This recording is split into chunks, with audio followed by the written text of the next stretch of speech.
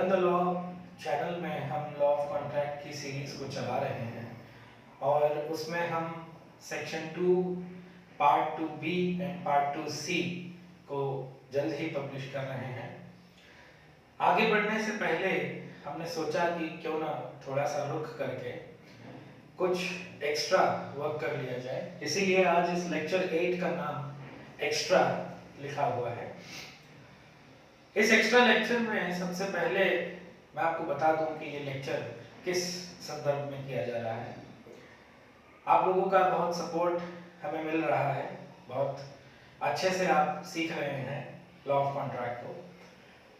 अभी हाल ही के कुछ दिनों में जब से हमने लेक्चर सीरीज को पब्लिश करना शुरू किया है, हमें कुछ क्वेश्चंस आपके मिले हैं और उन क्वेश्चंस में से हमने टॉप 5 क्वेश्चंस को सिलेक्ट किया है। ये वीडियो आज हम बना रहे हैं उन्हीं क्वेश्चंस के आंसर्स देने के लिए। 2 क्वेश्चंस हम थ्योरेटिकल पार्ट से ले रहे हैं और 3 क्वेश्चंस हम प्रैक्टिकल पार्ट से ले रहे हैं, क्योंकि हमारा बेसिक फोकस इस चैनल को क्रिएट करने का जो पर्पस है, जो ऑब्जेक्टिव है, वो practical understanding of the law को बढ़ावा देना है। और हम हर तरह से ये कोशिश कर रहे हैं, ये प्रमोट कर रहे हैं कि लॉ को अगर उसके प्रैक्टिकल सेंस में समझा जाए तो शायद उसकी अंडरस्टैंडिंग काफी अच्छी मिलती है। तो आपके सवाल हैं और हमारे जवाब हैं। Let us start with question number 1। Question number 1 मुझसे पूछा गया है that what is the difference between interpretations clause and definitions clause. और उन्होंने प्रश्न में यह स्पेसिफिकली लिखा है कि मैं उन्हें एग्जांपल के साथ समझाऊं that what is a definitions clause and what is an interpretations clause। section 2 of Indian Contract Act interpretations clause है और लेक्चर रिकॉर्ड करते समय हमने आपको कॉन्ट्रैक्ट के ही पर्सपेक्टिव में, उसी के कॉन्टेक्स्ट में सिक्योरिटीज कॉन्ट्रैक्ट रेगुलेशन एक्ट के बारे में भी बताया था। तो सबसे पहले हम इसी क्वेश्चन को टेक अप करेंगे that what is the difference between definitions clause and interpretations clause. देखिए, इंडियन कॉन्ट्रैक्ट एक्ट की जो स्कीम है वो कुछ इस तरह से बनी है कि section 2 is the interpretations clause. और जो क्वेश्चन अब हमारे सामने है वो ये है कि इंटरप्रिटेशंस क्लॉज और डेफिनेशंस क्लॉज में क्या डिफरेंस होता है।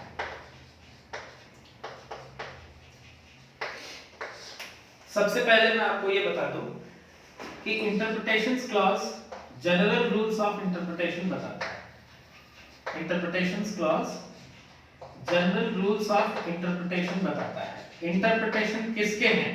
अगर इंडियन कॉन्ट्रैक्ट एक्ट के कंटेक्स्ट में देखें तो general rules of interpretation for the words and expressions, for the words and expressions which have been used in the act. Section 2 साफ कहता है for the words and expressions used in this act. इसी वजह से interpretations clause का पहला purpose होता है कि वो जनरल रूल्स ऑफ इंटरप्रिटेशन बताता है। Second, general rules of interpretation बताने का एक अर्थ ये भी है, सेकंड मीनिंग, कि ये एक इंक्लूसिव डेफिनेशन होती है। ये एक इंक्लूसिव डेफिनेशन होती है। Now what is inclusive and what is exclusive, ये हम तब पढ़ेंगे जब हम थोड़ा सा definitions clause के बारे में भी जान लेंगे। The third point is interpretations clause discretionary power देता है, discretionary power देता है interpretation किए जाने की, और इस discretionary power को आपको exercise करना है according to the rules of interpretations that have been prescribed। So first, it is a general rule of interpretation. 2, it is an inclusive definition, and 3, it gives you the discretionary power to interpret some legal concept in a certain way, जिसके rules को वो rules of interpretation कहते हैं।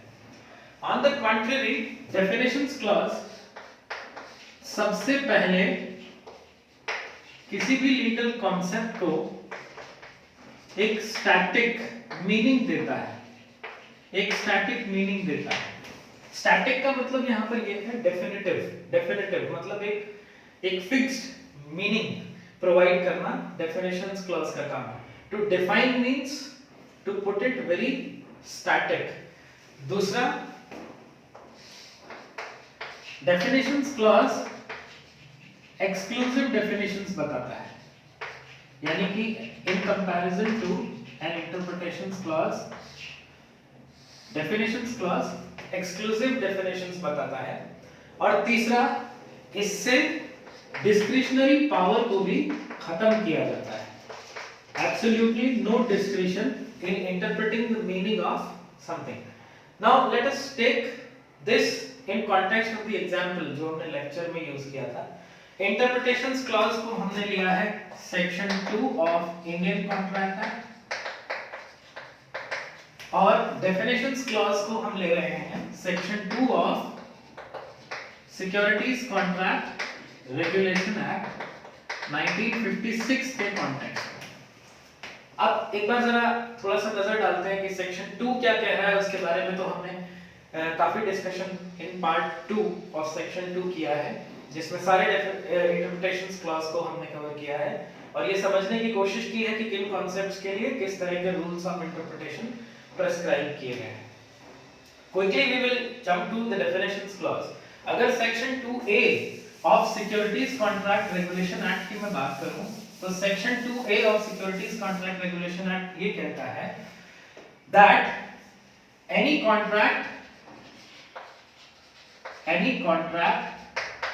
which is for the purpose or related to sale of securities is a securities contract. It defines what is a securities contract.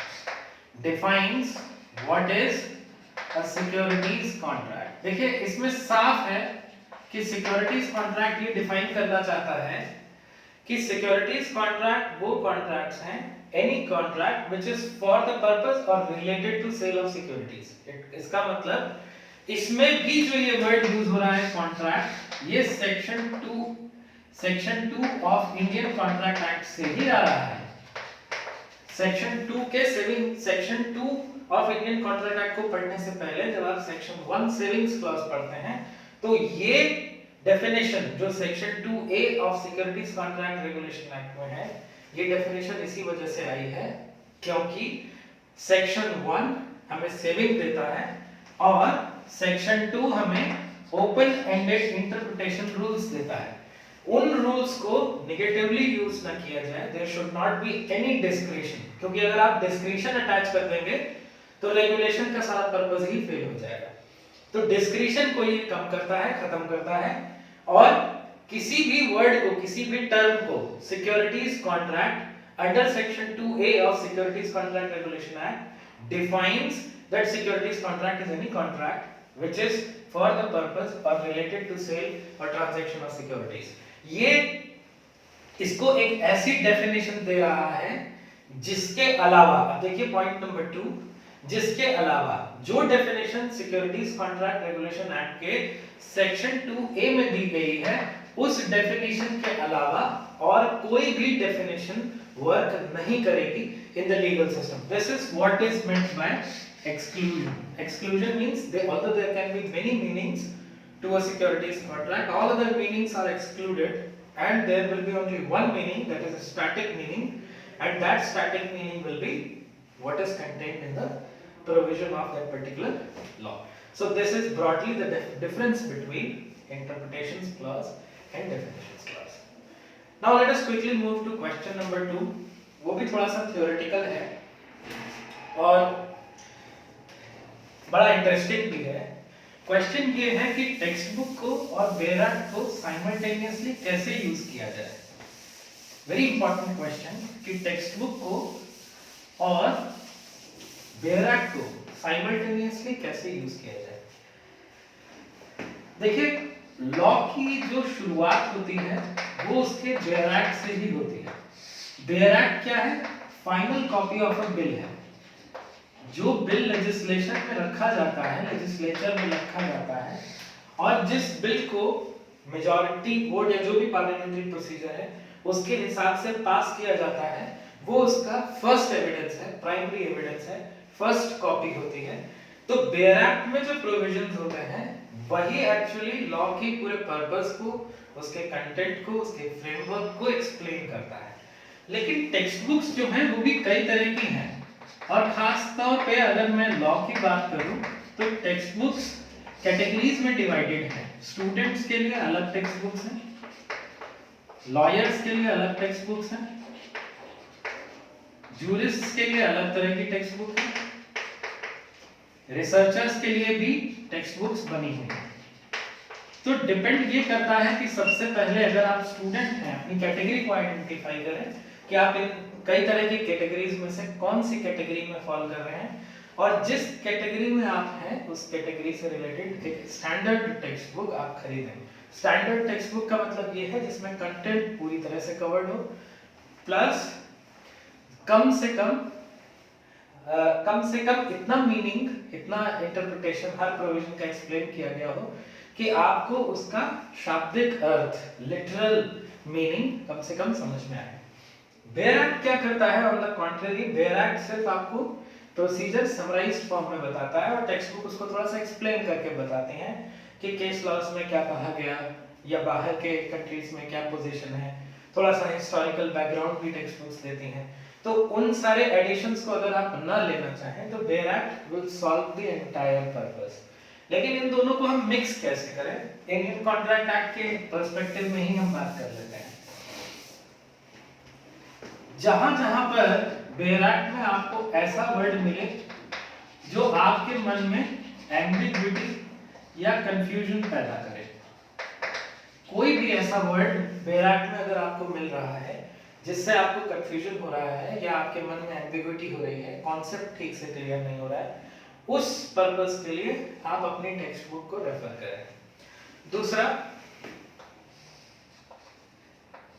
अगर आपको law पर एक comparative understanding चाहिए, अगर आपको लॉ पर कंपैरेटिव अंडरस्टैंडिंग चाहिए, कंपैरेटिव अंडरस्टैंडिंग का मतलब है बिटवीन कंट्रीज, बिटवीन टाइम। अगर आपको किसी भी तरह की कंपैरेटिव अंडरस्टैंडिंग चाहिए तो चूंकि वो आपको बेयर लेजिस्लेशन नहीं देगा, उसके लिए आपको टेक्स्ट बुक में ही जाना होगा। For example, if I talk about law relating to contract prior to 1872, 1872 से पहले संविदा से संबंधित, कॉन्ट्रैक्ट से संबंधित किस तरह के कानून थे, अगर आपको इसके बारे में इंफॉर्मेशन चाहिए, this is comparison in relation to time, अगर आपको उसके बारे में इंफॉर्मेशन चाहिए तो ऑब्वियसली आपको टेक्स्ट बुक्स को रेफर करना होगा।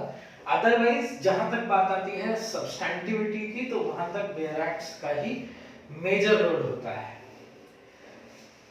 सो this is about how to integrate text books and bare acts. ये दो पॉइंट्स फिलहाल के लिए मैं आपके पास रख रहा हूं। इसके अलावा और भी पर्पसेस हैं, और भी इंटीग्रेशन होती है टेक्स्ट बुक की और बेयर एक्ट की, उसके बारे में we will discuss in some other lecture। अभी फिलहाल के लिए आपके पास इतना सफिशिएंट है कि अगर आपको बेयर एक्ट के किसी भी प्रोविजन में एम्बिग्विटी दिखाई दे रही है या कंफ्यूजन हो रहा है या आपको कंपैरेटिव अंडरस्टैंडिंग चाहिए, तो इन दो ऑब्जेक्टिव्स के लिए आप टेक्स्ट बुक्स को रेफर कर सकते हैं, and any text book for that matter is good. जहां तक आपका पर्पस सॉल्व हो जाए तो सभी टेक्स्ट बुक्स ठीक है। Now let us move to question number 3। Question number 3 हमसे पूछा गया है कि what is the importance of law of contract for practice in lower judiciary, IAS and higher judicial services.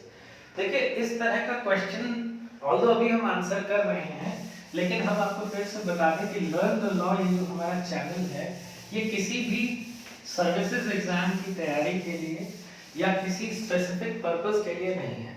हमारा पर्पस सिर्फ आपको लॉ को समझाना है, होलिस्टिक अंडरस्टैंडिंग देना है, जैसा हमने लेक्चर 1 में कहा, और साथ के साथ हमें आपको ये बताना है कि लॉ की प्रैक्टिस उसको समझने के बाद कैसे की जानी चाहिए। इसीलिए हम प्रैक्टिकल यूटिलिटी ऑफ प्रोविजंस पर सेपरेट वीडियोस बना रहे हैं, सेपरेट लेक्चर्स बना रहे हैं।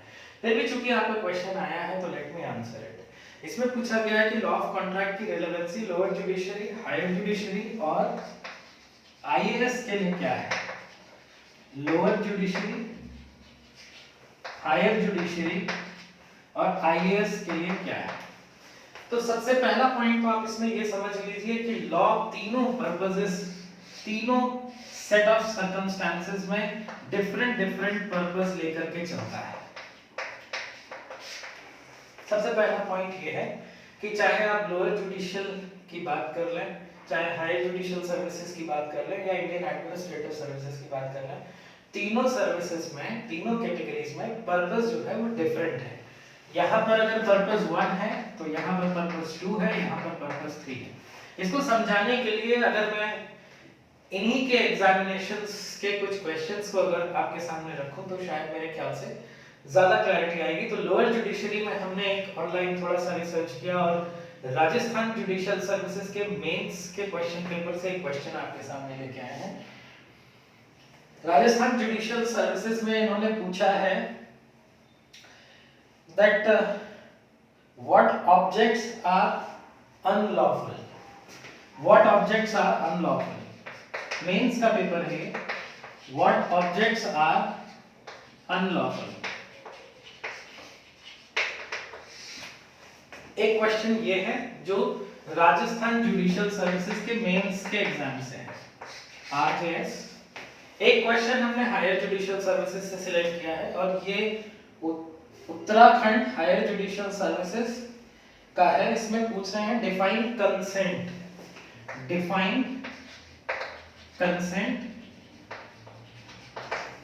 Under what situations, under what situations defence of consent could be raised।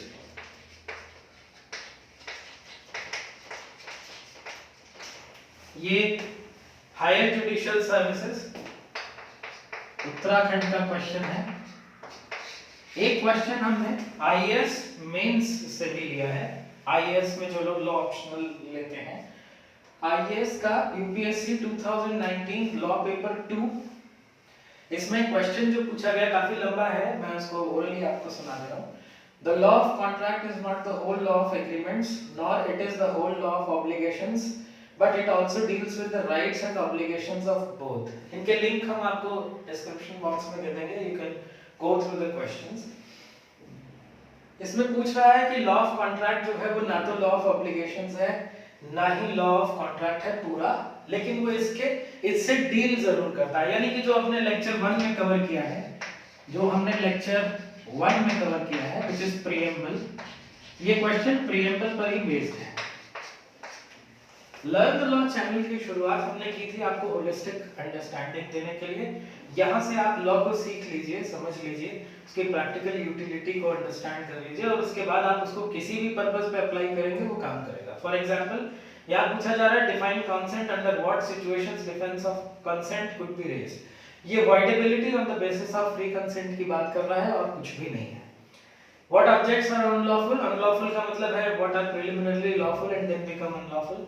और आईएएस के क्वेश्चन पेपर में तो आपसे सीधा क्वेश्चन लेक्चर 1 ऑफ प्रीएम्बल के बारे में है, जो हमने लेक्चर अपलोड किया है। अगर आप उस क्वेश्चन को पढ़ेंगे और हमारे लेक्चर को देखेंगे तो आपको अपने आप समझ में आ जाएगा कि आंसर क्या है। तो मेरा इस क्वेश्चन के लिए सिंपल रिस्पांस ये है कि लॉ को उसके पर्पस में सीखें, जो हमने how to study the law के वीडियो में भी आपसे कहा था कि लॉ को हमेशा उसके पर्पस से रिलेट करके पढ़ना चाहिए। तो लॉ को आप किसी भी पर्पस में फिट करेंगे वो सभी प्रॉब्लम्स को सॉल्व करेगा। Now let us take question number 3। Question 3 हमसे पूछा गया है कि what are the important tips for practice moot court internships and how the channel could be useful. What are the important tips for moot court and internships. ये एक interesting question है जो मुझे लगता है कि स्टूडेंट्स को काफी इंसाइट देगा इस सब्जेक्ट से रिलेटेड। बेसिकली इसको मैं डिवाइड करना चाहता हूं मूव कोर्ट में और इंटर्नशिप्स में।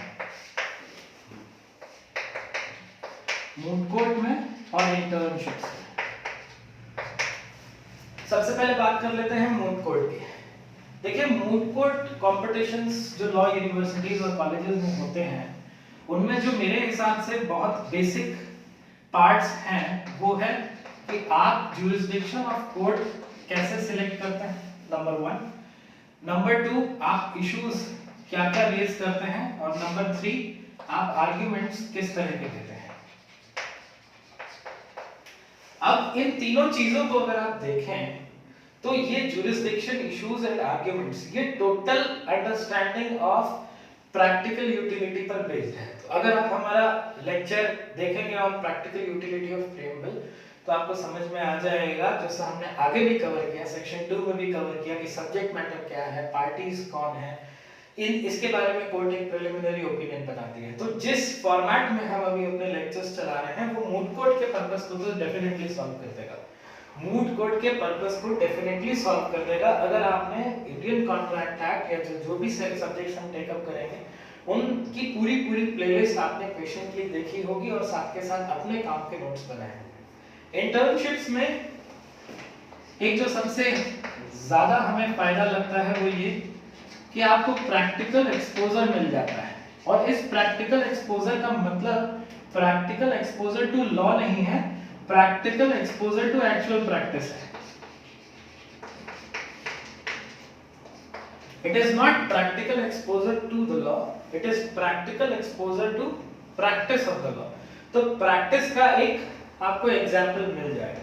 तो अगर आप ये हमारे लेक्चर्स को देख करके इंटर्नशिप करने का अवसर पाते हैं, तो अपनी इंटर्नशिप्स में जो कॉन्सेप्ट्स हम यहाँ एक्सप्लेन करते हैं, उनके ऑपरेशनल डायनामिक्स को आप सीख सकते हैं।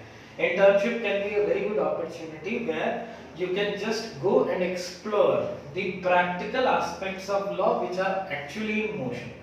अगर हमने आपको यहाँ पर बताया कि एग्रीमेंट ऑफ टेनेंसी ऐसे बनता है, तो आप अपनी इंटर्नशिप के जरिए एक एक्चुअल एग्रीमेंट ऑफ टेनेंसी को देख करके उस एग्रीमेंट के इंपॉर्टेंट पार्ट्स को एक्सट्रैक्ट भी कर सकते हैं, और साथ के साथ चूंकि आप हमारे वीडियोस से एक प्रॉब्लम सॉल्विंग अप्रोच को डेवलप कर ले जाएंगे, उस एग्रीमेंट पर बेस्ड जो भी क्वेश्चंस हैं या जो भी डाउट्स हैं, जो भी क्लैरिफिकेशंस पार्टीज को चाहिए, आप बेहतर तरीके से उसे कन्वे कर पाएंगे। Now let us take the next question. अगला क्वेश्चन हमसे पूछा गया है कि कई सारे कोर्सेज ड्राफ्टिंग ऑफ कॉन्ट्रैक्ट पर चल रहे हैं, क्या वो यूजफुल है? This is another very important question कि वो क्वेश्चंस जो ड्राफ्टिंग ऑफ, वो कोर्सेज जो ड्राफ्टिंग ऑफ कॉन्ट्रैक्ट्स पर चल रहे हैं, courses on drafting of contract, इनकी यूटिलिटी के बारे में सवाल पूछा जा रहा है। देखिए, इसमें मैं दो रिजर्वेशंस लेना चाहूंगा। पहला ये कि इन कोर्सेज को हमने रिव्यू नहीं किया है, हमने नहीं देखा है कि इन कोर्सेज में वो किस तरह का सिलेबस चला रहे हैं, लेकिन एक पॉइंट है जिससे मैं आपको कन्विंस करना चाहता हूँ। अगर आपको ड्राफ्टिंग ऑफ कॉन्ट्रैक्ट सीखनी है तो उसके लिए बेयर लेजिस्लेशन बहुत है, इससे ज्यादा किसी चीज की जरूरत आपको नहीं पड़ेगी, क्योंकि बेयर एक्ट ही आपको बहुत सारी चीजें बता देगा। प्लस अगर आप हमारे प्रैक्टिकल यूटिलिटी के वीडियोस देख रहे हैं, सब्जेक्टिव कंटेंट आपका काफी अच्छा है, काफी क्लियर है, लेकिन अगर आप हमारे प्रैक्टिकल यूटिलिटी का पोर्शन कवर करेंगे, पहले हम प्रोविजन की थ्योरेटिकल अंडरस्टैंडिंग आपके सामने रखते हैं, उससे रिलेटेड जो इंपॉर्टेंट कॉन्सेप्ट्स हैं उनको रखते हैं, और उसके बाद हम आपको प्रैक्टिकल यूटिलिटी भी बताते हैं। अगर आप प्रैक्टिकल यूटिलिटी के लेक्चर्स हमारे देख रहे हैं, तो बेयर एक्ट प्लस हमारे लेक्चर्स इस प्रॉब्लम को भी सॉल्व कर देगा कि आपको अलग से ड्राफ्टिंग ऑफ कॉन्ट्रैक्ट की जरूरत नहीं पड़ेगी। लेकिन यहाँ पर मैं आपको ये कह दूं कि अभी हमारे पास फिलहाल कोई ऐसा आइडिया नहीं है कि हम लीगल लैंग्वेज से रिलेटेड अपने लेक्चर्स शुरू करें। तो हो सकता है कि इन कोर्सेज के लीगल लैंग्वेज के कंटेंट की आपको जरूरत पड़ जाए, and if legal language is not required for you, then Bayer Act plus our practical utility lectures will solve the purpose definitely, उसमें कोई डाउट नहीं है। इन कोर्सेज में क्या बताया जा रहा है, किस तरीके से बताया जा रहा है, ये थोड़ा सा हम अभी रिव्यू करेंगे, एक बार देखेंगे कि इन कोर्सेज को किस तरह से मॉडल किया गया है, व्हाट इज देयर फ्रेमवर्क, फिर ही हम आपको बता पाएंगे कि इन कोर्सेज की यूटिलिटी है या नहीं है। मेरे हिसाब से जो बिगिनर है, जो अभी कानून को सीखना जिसने शुरू किया है, जो फर्स्ट टाइम कंटेंट को पढ़ रहा है, उसके लिए सबसे पहले इम्पोर्टेंट ये है कि वो अपनी बेयर एक्ट के बारे में एक थॉरो अंडरस्टैंडिंग डेवलप करे। और जब तक उसको बेयर एक्ट के प्रोविजंस और उनकी फंक्शनल डायनामिक्स का अंदाजा नहीं लगता है, तब तक वो इस तरह के कोर्सेज को करने के लिए रेडी ही नहीं है।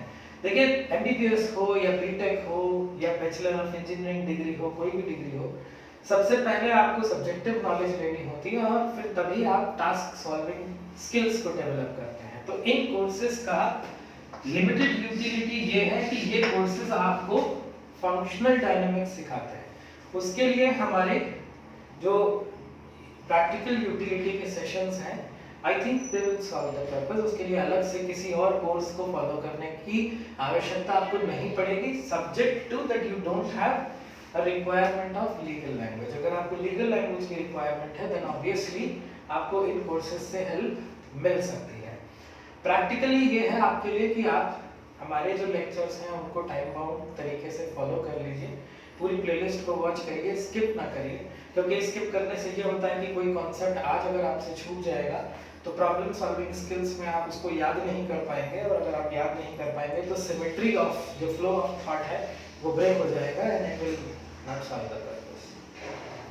So this was all answering your queries, and we hope that we will keep receiving questions like this in the future. और subjective questions के लिए आप हमें email भी कर सकते हैं। Thank you.